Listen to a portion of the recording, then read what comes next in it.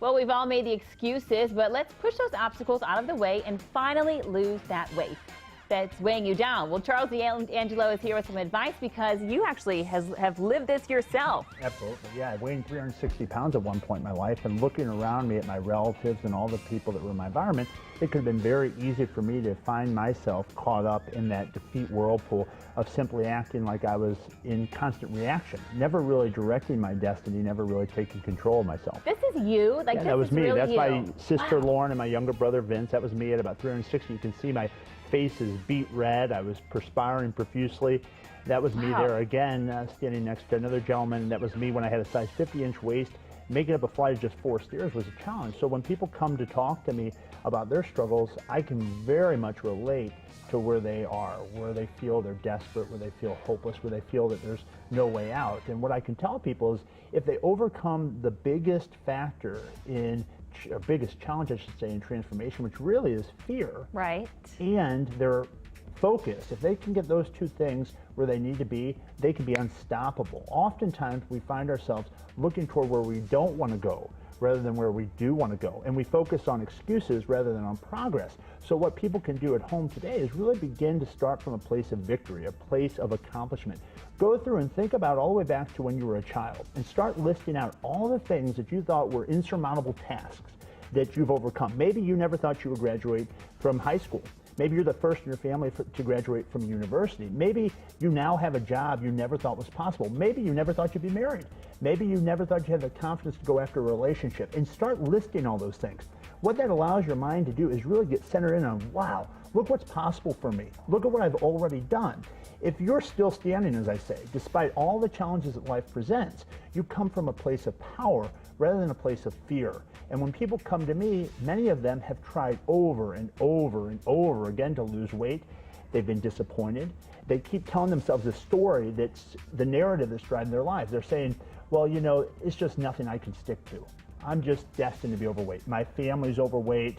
My mom and dad gave me a bad example when I was a child, and they come up with a story that drives their future, rather than saying, you know what?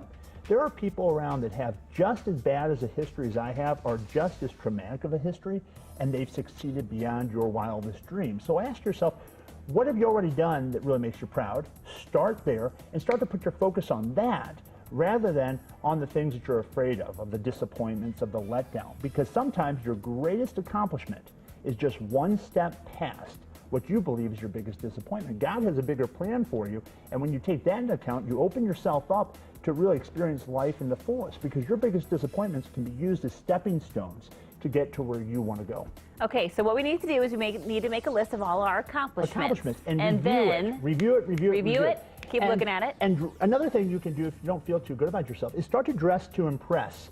Start to dress and give yourself a little bit of a boost to self-esteem by wearing clothes that are flattering. Maybe go out and get yourself a nice outfit, because there's literature that shows people that feel better about themselves are people that take pride in their appearance, regardless of your weight.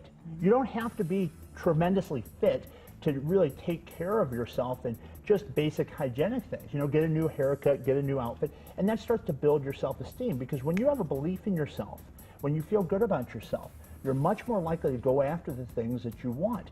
So many people today are biased by this cultural belief that because of their history or because of their genetics or because a doctor or their parents or whoever told them they'll never have what they have, then that's the way it's going to be. The only thing that's controlling your future is you. When you own yourself, when you step up, you realize, wow, I have the ability, I take responsibility, and I have the ability now to respond and direct my life in the direction I want to go. So when a person comes to me, it starts with make an agreement with yourself to set a new standard. Start to eat right, start to exercise, and no matter what, no matter if your best friend wants to take you out for drinks, or your girlfriend or boyfriend or husband or family wants to celebrate, you say, I have an agreement with myself and I'm going to keep it. And with that comes tremendous pride and esteem, and it just propels you forward. Perfect. Well, thank you so much. We got to make those lists today. All right, you can find out more about Charles's plan and get in touch with him online at charlesdangelo.com. Nice job there.